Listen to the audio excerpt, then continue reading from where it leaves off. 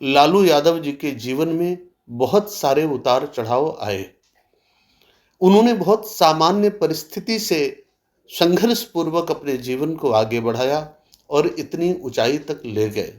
लंबे समय तक उन्होंने बिहार की सत्ता को अपने अधीन करके रखा था। लेकिन प्रत्येक व्यक्ति के जीवन के कुछ कुछ दुर्बल पहलू होते हैं।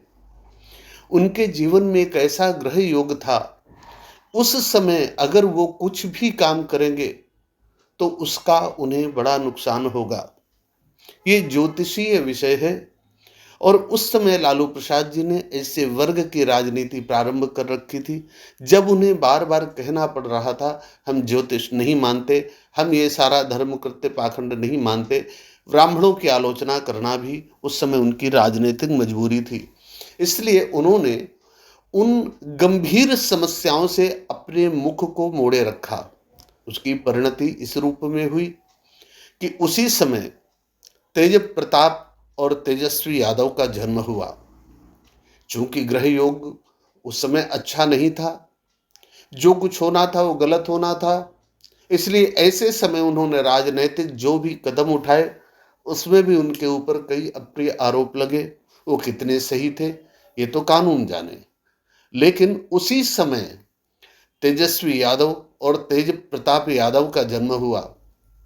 चूंकि लालू जी का समय माइनस चल ही रहा था, इसलिए उसका प्रभाव तेजस्वी यादव और तेज प्रताप यादव पर भी पड़ा, जिसकी परिणति इस रूप में हुई कि इतने बड़े राजघराने में पैदा होने के बाद भी उस खराब ग्रह योग को तेजस्वी यादव और तेज प्रताप यादव को सहना पड़ रहा है।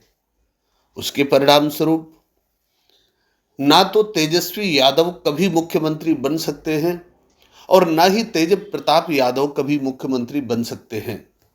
जब ये छोटे थे तब लालू प्रसाद यादव जी चाहते तो उस कुयोग की शांति करवा सकते थे, लेकिन उन्होंने उस समय यह दिखाने में ज़्यादा अपनी बड़ाई समझी कि नहीं, हम इन चीज़ों को मानते नहीं हैं, क्योंकि ये कहने से उस वर्ग का वोट मिलता था जो पूजा पाठ आदि विषयों से चिढ़ता था।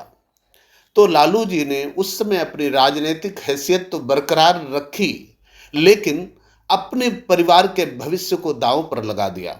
आज तेजस्वी यादव, तेज प्रताप यादव राजनीतिक जंगल में दर दर की ठोकरें खा रहे हैं, लेकिन उन्हें कहीं सफलता नहीं मिल रही है। और मेरी विनम्र सलाह है कि उन्हें राजनीतिक धंधा छोड़कर किसी अन्य प्रकार के व्यवसाय में उतरना चाहिए। यदि राजनीतिक कार्यक्रम करते ही रहते हैं तो उन्हें मुख्यमंत्री प्रत्याशी कोई सक्षम, सबल और राजयोग से संपन्न व्यक्ति को चुनना चाहिए।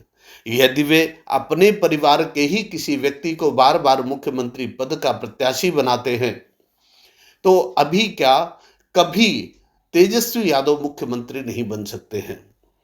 हाँ, इतना है कि यदि प्रदेश में सरकार बने या केंद्र में सरकार बने तो तेजस्वी यादव या तेज प्रताप यादव उसमें मंत्री तो बन सकते हैं, लेकिन मुख्यमंत्री और प्रधानमंत्री जैसे पदों का सपना नहीं देखना चाहिए। वो तभी संभव था यदि लालू प्रसाद जी ने इनके उस प्रकार के ग्रह योगों की शांति की होती। मैंने इस बात को बार बार कहा है, 2012 में एक पत्र भेजकर बोला था। उसके बाद हमने कई सोशल साइटों पर इसको प्रकाशित किया, अपनी वेबसाइट पर प्रकाशित किया, लेकिन बड़े लोग छोटे लोगों की बात नहीं सुनते। उन्हें आज भी लगता है यदि हम पूजा पाठ इस तरह की चीज़ें अपनाने लगेंगे तो शायद उनके उस वर्ग में असहनशीलता पैदा हो, शायद उसका वोट ना मिले जिसे वो अपना वोटर समझते हैं।